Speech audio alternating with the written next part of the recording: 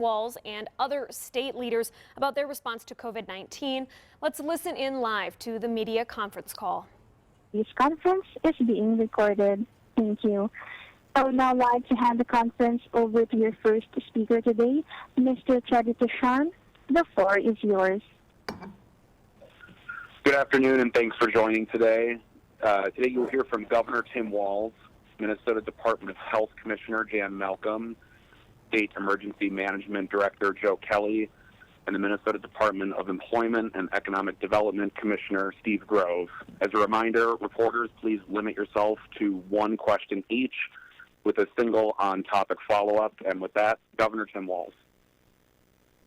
Thank you, Teddy. Good afternoon, Minnesotans. Thank you once again for joining us. We start off by noting we had 4 additional fatalities, bringing our total of positive COVID-19 tests to 1,069. Commissioner Malcolm will go into some of the details on that, but I want to, again, thank all of you for taking the time to listen, and I can't stress enough for being willing to make these incredible sacrifices. We are seeing some pretty strong indications that we're pushing that curve back, we're bending it a little bit, and we're giving ourselves exactly what we needed to do to give time to reassess where we're at, to make adjustments, and all with the intention of keeping as many Minnesotans safe as possible and attempting to return our lives back to a semblance of normalcy as quickly as we can. So with that being said, this is a month of a lot of very important religious celebrations. This is a very important week for many of us of the Christian faith, and with Passover starting and Easter and then Ramadan coming on,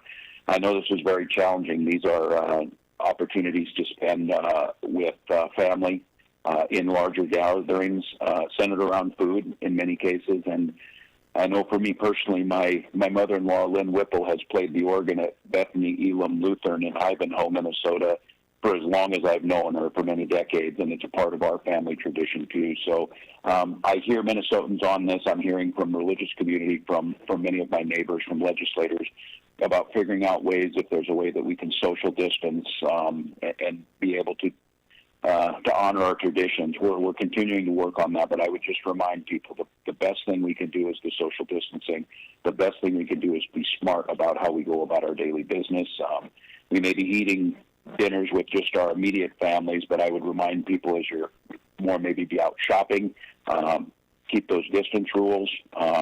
CDC and Commissioner Malcolm, and I am adhering to this. I got my opportunity to get outside with my dog Scout of wearing a cloth mask with the idea of protecting others if that is what comes on. So we hear you on this. We know it's an important time, but I ask you to keep in mind that we simply want to keep the progress we're making going. And with that, I do want to say a thank you to the legislature. I'm watching very carefully this afternoon.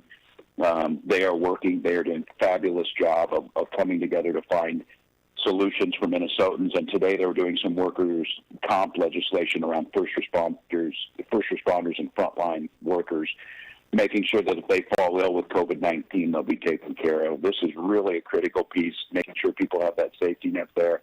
Really proud, bipartisan amongst the legislators, labor leaders, business community, our administration, all working to find an agreement. We weren't able to get an agreement yet on the funding mechanism, but there's a lot of trust in one another, and we're sure we're going to get that to make sure that we get that piece of legislation right. So I'm really looking forward to signing it.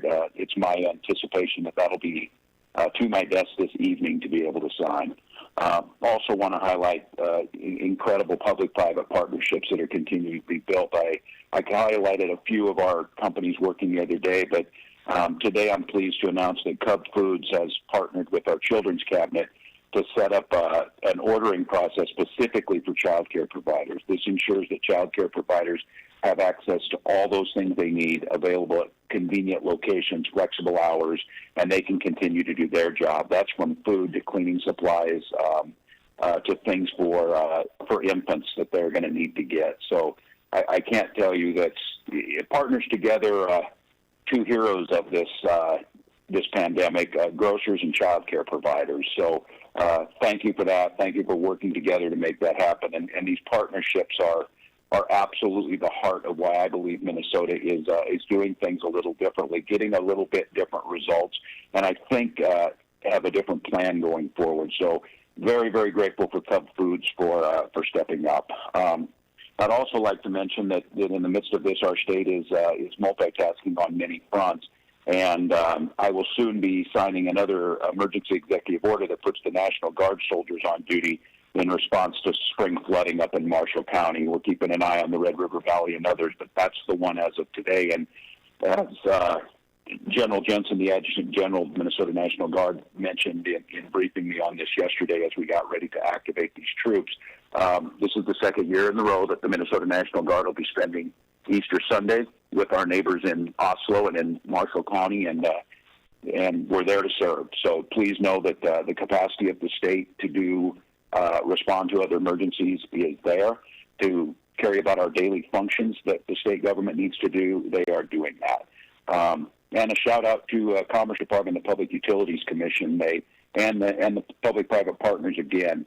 They put out an urgent call and an ask of our electric and gas utilities to voluntarily commit to not cutting off heat or power during this peacetime emergency, and over 100 utilities stepped up voluntarily to do so. I want to applaud them for their commitment to their neighbors.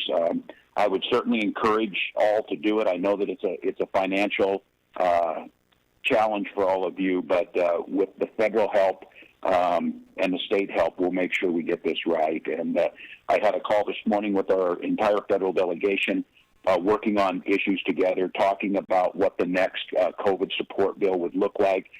These members are highly engaged in their individual congressional districts, and then, of course, the senators across the state, but they bring that federal perspective and connections that we really need. So I appreciate that. And before I go to Commissioner Malcolm, this idea of working together, of solving problems, and the theme that I talked about, Minnesotans step up to this. I know there's a group of folks out there that when COVID-19 came along, there are so many different issues that people are dealing with. One of them was the affordability of insulin. That never went away. This is still a critical issue for many of our neighbors. And I'm pleased to tell you that I know that you maybe heard this a lot of times, but in this moment of unity, in this moment of problem solving, I think we're going to get there in the very near future on an emergency insulin bill. And that's a lot of credit to a lot of people, from the activists to legislators on both sides of the aisle to folks inside the administration. So it's some good news there. And with that, I'm going to turn it over to Commissioner Malcolm for a little bit of an update on the specifics. Thank you, Governor Walz. Good afternoon. For a quick situation update on the data, the global total as of early this morning was just a little under 1,500,000 cases, almost 76,000 deaths. The United States is reporting just under 370,000 cases this morning, 132,000 in the state of New York, almost 70,000 in New York City alone. The United States is reporting just under 11,000 deaths as of this morning, just under 3,500 in New York City alone. Our hearts continue to be with our colleagues in the New York area. In terms of Minnesota, as the governor mentioned, we are now reporting a total of 1,069 laboratory-confirmed cases in Minnesota. That's an increase of 83 over yesterday's total of 986. That was on a testing volume of about 1,100 tests yesterday. Monday is always our lowest testing day following the weekend, when most care provider sites are not doing testing. And as the governor reported, sadly, we confirmed 4 more COVID deaths for a total now of 34 in the state. All of these most recent 4 were residents of long-term care facilities in their respective communities. A little bit more detail there. One was a Dakota County resident in their 60s, a Winona County resident in their 90s, a Hennepin County resident in their 90s, and another Hennepin County resident in their 80s. As of today, 549 patients have been released from isolation following being tested positive for COVID-19. As of today, there are 120 patients currently in the hospital, and so that's about half of our cumulative total over the course of the outbreak so far. 64 of the 120 today are in intensive care. I'd like to just mention a couple of specific topics of focus. One of the ways in which we're trying to track the effectiveness of our slow the spread efforts with our fantastic epidemiologists at the State Health Department is to look at the rate at which COVID-19 cases are doubling. That is a kind of a key metric that tells us where on that curve we are and whether we're starting to see the exponential growth. We're happy to note that Minnesota so far is seeing a slower rate of doubling than we might have anticipated at this point. In the first few weeks of March, we were seeing the Minnesota case total double every 1 to 2 days. However, since the week of March 18th, which is about the same time we started implementing some of the broader community-wide mitigation steps, we saw that doubling rate slow to once every 8 days. And that's the pace we've maintained since then, according to our latest data. That's good news for our state. It tells us that the social distancing and other mitigations are having a positive impact. We need to keep this up so that we can reduce the chance that our healthcare system will be overwhelmed by a surge in cases. And we do urge all Minnesotans to keep up this good, though difficult work, even during the religious holidays, as Governor Walz has already mentioned. I'd also like to comment again today about the relationship of COVID-19 and health disparities. We're getting a lot of questions, and they're excellent questions, about how COVID-19 is impacting Minnesota's diverse populations. Over the weekend, we started sharing available information about the case totals and deaths by racial demographics. However, that early data is quite limited and doesn't necessarily give us much to go on. As I have mentioned before, a significant portion of the cases do not self-report race or ethnicity, or it's unknown. What we can say, based on other information we know about COVID-19, and I think I've mentioned this on prior calls, we know that the risk of severe illness goes up for those with underlying health conditions, such as heart disease, severe asthma, diabetes, and the like. We also know from our years of work on health equity that some populations in Minnesota, such as African Americans and American Indians, suffer significantly higher rates of certain of these conditions, which means that we absolutely expect and know that COVID-19 can disproportionately impact those groups of Minnesotans. It's so important for us to work together with these communities to make sure that people in these populations who are suffering from underlying health conditions have the best available information about how to protect themselves and their families. We've been working on this with community leaders, and we'll be doing even more in the days ahead. With that, I'll conclude today's report and turn it over to Director Kelly. Thank you, Commissioner, and good afternoon, everyone. Just a quick update today. The State Emergency Operations Center continues to be a very busy place, as you can imagine. We are supporting the procurement team as they acquire needed supplies and equipment. The alternate care site group is conducting their last 2 days of site visits. Our IT technicians this afternoon are adding content to the website and the dashboards to give Minnesotans more of the information that they want to understand what's going on. The state hotline room operators continue to answer dozens of questions and concerns from the public each and every day, 7 days a week. Our work with FEMA and our local emergency management colleagues continues. Today we held another statewide webinar to share information and maintain that all-important coordination between all levels of government, from the federal level all the way down to the city level. You might recall I mentioned last week that we're not immune to natural disasters or other incidents just because we're fighting the virus, as the governor announced earlier. The National Guard will put some soldiers on duty to help the city of Oslo patrol their levees and their other flood protections, as well as be ready to evacuate or rescue citizens if that becomes necessary. Now that flooding on the Red River has made their town an island, and with the recent precipitation, the flood charts show that the water is going to remain high for probably the next 10 to 14 days.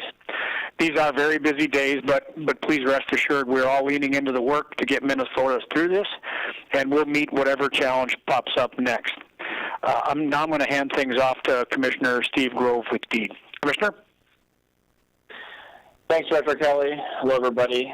This week, a big theme of our work at DEED is focused on strengthening our state's unemployment insurance program. We've been removing barriers to get more people the benefits they deserve. We've opened up our call lines to get people more in-person assistance this week, and we've also really ramped up our resources in languages other than English so that folks from all backgrounds can come in and access these benefits really effectively. Thanks to the governor's executive order of yesterday, last night, we were able to clear all 45,000 of those stuck applications in our queue on that eligibility issue. So we were able to move quickly after the governor cleared that pathway for the team. The call center was very lively yesterday. We took about 7,000 calls yesterday. That's, just to give you a perspective, about 800 calls per hour that the line was open, and that's about 13 for every minute. So very busy team answering calls. Again, we really do encourage folks to go to uimn.org, but are going to continue to keep that call line open, even with some longer wait times when people want an in-person touch and have a question answered they can't figure out on our website.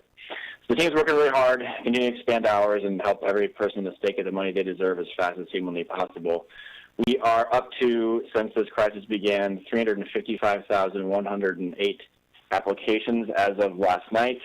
Just to give you a perspective on that, that's about 11.4% of Minnesota's total labor force, which is up 8.2% from last week. So that's not an unemployment statistic, obviously, because those folks aren't searching for work, and many of them are just temporarily furloughed or laid off. But it just gives you a sense of the scope of those numbers. 11.4% of our labor force since this crisis began has applied for unemployment insurance benefits.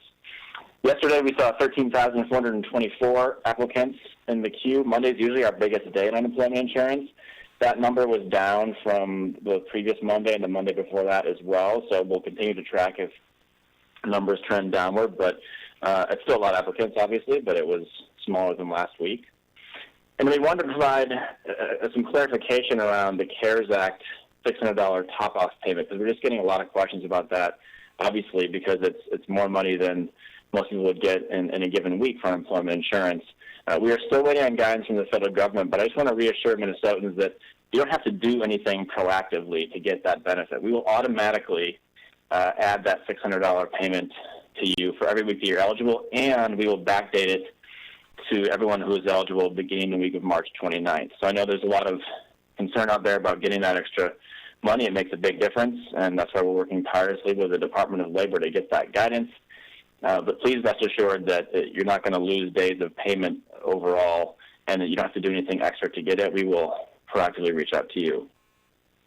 Once a week, we like to give an update to people about the demographics of unemployment insurance. And, we know that obviously unemployment insurance in this crisis hits different groups harder than others. And this week, we wanted to share some racial data around unemployment insurance. We have seen that since March 16th, 19% of people of color, Indigenous, and Latinx people in the labor force in Minnesota have applied for unemployment insurance benefits, compared to 9.5% of the white working age population in the labor force in Minnesota. So those disparities exist in unemployment just as they do in health, as Commissioner Malcolm said a moment ago. And so given that, these doing a couple things under the direction of the governor and lieutenant governor to focus on this challenge. The first, as I mentioned before, was just making the system as usable as possible for all kinds of groups. So those translations to Spanish and Hmong and Somali are important. We're also doing a lot of outreach efforts in communities of color, connecting with organizations and community leaders, ethnic media, radio and television stations, just to help people understand how to use the system. That's important.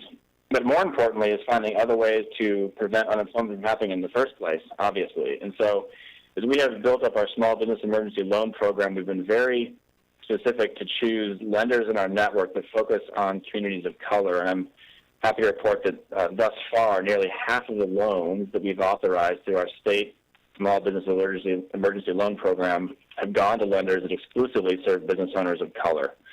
So we expect that trend to continue just based on the network that we've built there, and it's just one of many steps that we are going to continue to pursue to ensure that we're helping those most affected by this challenge make it through with some assistance from the state and from the federal government.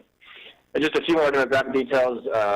By age group, we're seeing numbers of claims rise slightly for those above 55, decrease a little bit for the younger age groups, but still younger age groups dominate the number of claims that have come through.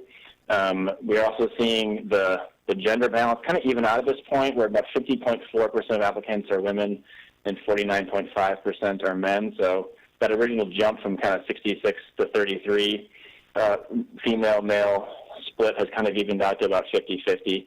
And then we're seeing a continued increase in the number of applicants for people with less than a 4-year degree. In terms of industry, we're seeing, accommodation, food service, healthcare kind of go down this last week compared to other occupation categories. And I think that's just because some of those have kind of maxed out. And then transportation, warehousing, information, and public administration have risen somewhat this week as new groups have been affected by the crisis. So that's a lot of data on unemployment insurance. We wanted to give you a picture of how that is all playing out. And lastly, just to, again, thank the business community in our state for all that they're doing to help us through this crisis. We were really grateful to see a group of business owners over at Minneapolis' famous Midtown Global Market come together to launch a GoFundMe campaign in support of meals for medics. They raised about $14,000 to help serve meals to the medics over at Abbott Northwestern Hospital. Just a great example of a bunch of small businesses coming together to raise some money for the healthcare providers in their neighborhood. So we're grateful for businesses like that and many others across the state who are helping serve our healthcare community when they're on the front lines doing the great work that they are. With that, I will turn it back over to the governor. Well, thank you, commissioners. And as you can hear, we're continuing to move forward and lean into this. We're adjusting fire on this target daily. As new data comes in, we want to move forward deliberately and as well informed as we can.